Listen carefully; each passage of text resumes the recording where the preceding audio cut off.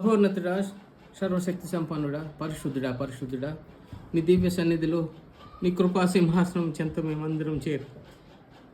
అయ్యా, మీరు మా కొరకు పొందిన శిలువ యాగంలో అయ్యా మీరు పలికిన మాటలను గుర్తుకు తెచ్చుకొని మీ నామమును ఘనపరిచేటువంటి భాగ్యం ఇచ్చినందుకు స్తోత్రం నాయన. మాతో మాట్లాడమని పరిశుద్ధుడు ప్రభుడైన యేసుక్రీస్తు అతి పరిశుద్ధ నామమున ప్రార్థన మీ పాదముల చెంత సమర్పించి వేడుకొంచున్నాం తండ్రి. ఆమేన్. ఏలోయి ఏలోయి లమా, ఏలోయి ఏలోయి లమా, నా దేవ దేవా, నన్నేల విడనాడితివి. మత్తయి సువార్త, దేవుని వాక్యం చదువుదాం. మత్తయి సువార్త 27వ అధ్యాయము 45వ వచనం. మధ్యాహ్నం మొదలుకొని 3 గంటల వరకు ఆ దేశం అంతటను చీకటి కమ్మెను. ఇంచుమించు 3 గంటలప్పుడు యేసు ఏలీ ఏలీ లామా సబక్తనీ అని బిగ్గరగా కేక వేసెను. ఆ మాటకు నా దేవా నన్నెందుకు చేయి విడిచితివని అర్థము.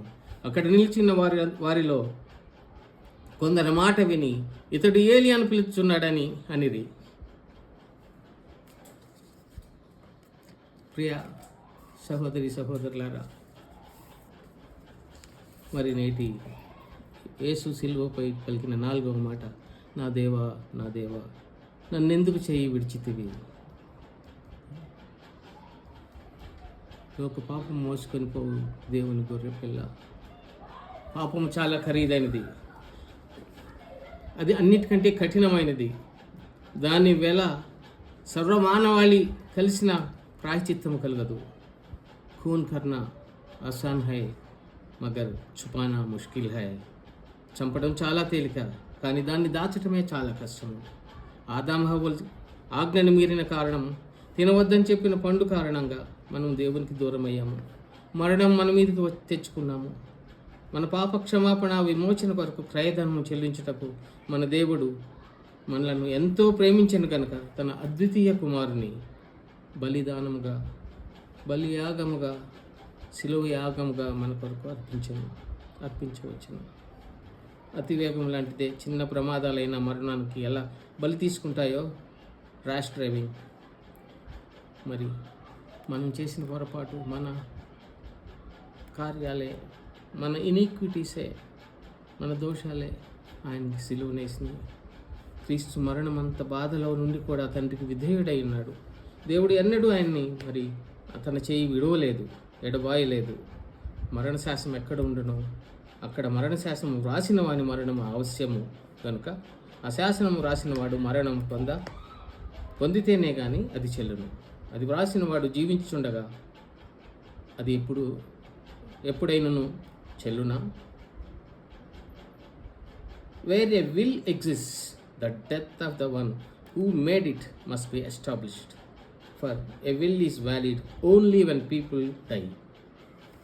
చిన్న ఉదాహరణ ఏంటంటే, ఇప్పుడు సపోజ్ నాకు ఒక 3 కోట్ల ఆస్తి ఉంది. నా భార్య 2 బిడ్డలకి విల్ రాసిచ్చాను, తలా 1 కోటి ఇచ్చాను, ముగ్గురికి 3. వాళ్ళు ఇప్పుడు వెళ్ళి కోర్టులో వేస్తే అది రాదు. ఎందుకంటే నేను బ్రతికే ఉన్నాను. ఆ విల్ అనేది ఎప్పుడు దీంట్లోకి వస్తుందంటే, ఆచరణలోకి ఆ విల్లు రాసిన ఆయన మరణము చెందితేనే, మరణమైన తర్వాతే. అందువల్లే మన పాపల నిమిత్తము ఆయన బలి కావాల్సి వచ్చింది. అనాది కాలం నుండి నేటి వరకు కూడా మానవుని వేధిస్తున్నది మరణ భయము, మరణ శిక్ష. రాళ్లతో కొట్టి చంపటం, రంపములతో కోయటము, విషమిచ్చి చంపటం, ఉరి తీయటము, జీవ సమాధి గావించటము, నీరు ఆహారం ఇవ్వకుండా ఆకలితో చంపటము, సర్పములతో కరిపించటము, జంతువులతో గుర్రాలతో తొక్కించి చంపటము, అన్ని క్రూరమైన పద్ధతులే. వాటన్నిటికంటే అతి క్రూరమైనది, హృదయ విదారకమైనది క్రీస్తు శిలువ మరణము. రోమన్స్ రూత్లెస్ వాళ్ళ పరాకాష్ట, వాళ్ళ దుష్టక్రియలు అంతింత కాదు. కొన్ని దేశాలకు మరణశిక్షను కూడా రద్దుపరిచాయి దానిలో గ్రహించి, కానీ ఇంకా చాలా దేశాలు మరణశిక్షను అమలు చేస్తూనే ఉన్నాయి. క్రీస్తు శిలువ నెక్కే వరకు అది శిలువ నీచమైనది, నికృష్టమైనది.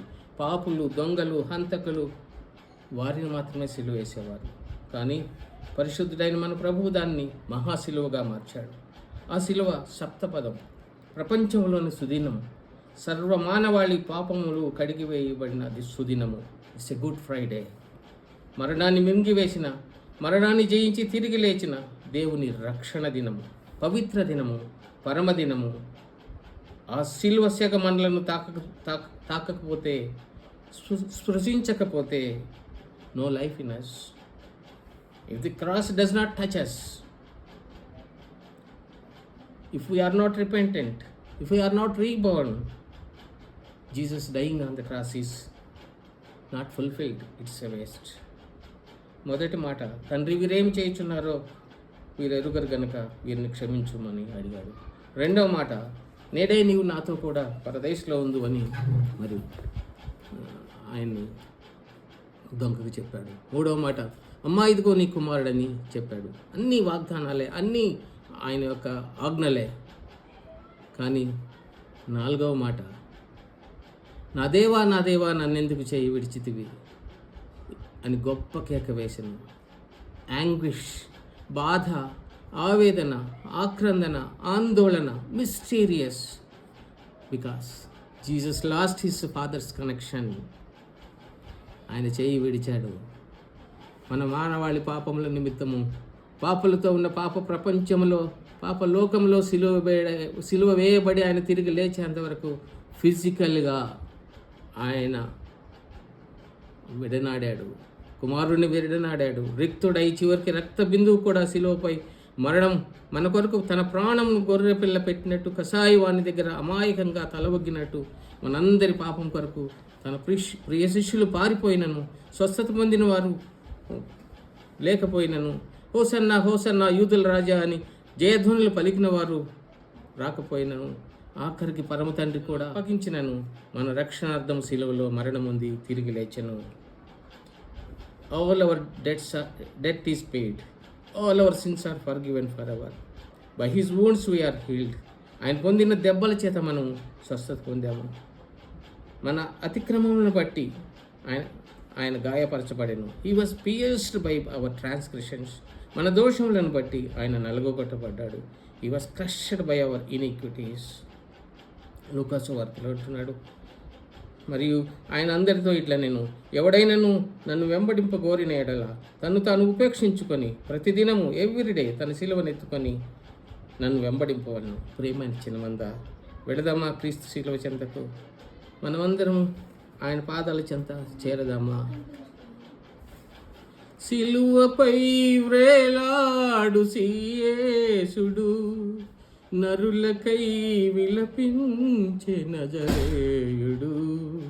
సిలువపై వ్రేలాడు శ్రీయేసుడు, నరులకై విలపించే నజరేయుడు. కలువరి గిరి కన్నీళ్లతో కరిగిపోయెను, పాప జగతి పునాదులే కదలిపోయెను. కలువరి గిరి కన్నీళ్లతో కరిగిపోయెను, పాప జగతి పునాదులే కదలిపోయెను. లోకమంత చీకటలు ఆవరించెను, శ్రీయేసుడు తలవాల్చి కన్ను మూసెను.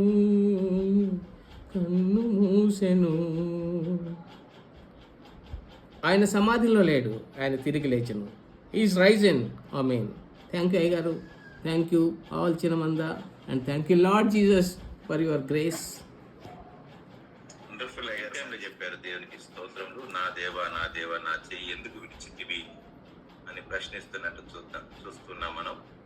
మరొక పాట మన మధ్యలో ఉన్నటువంటి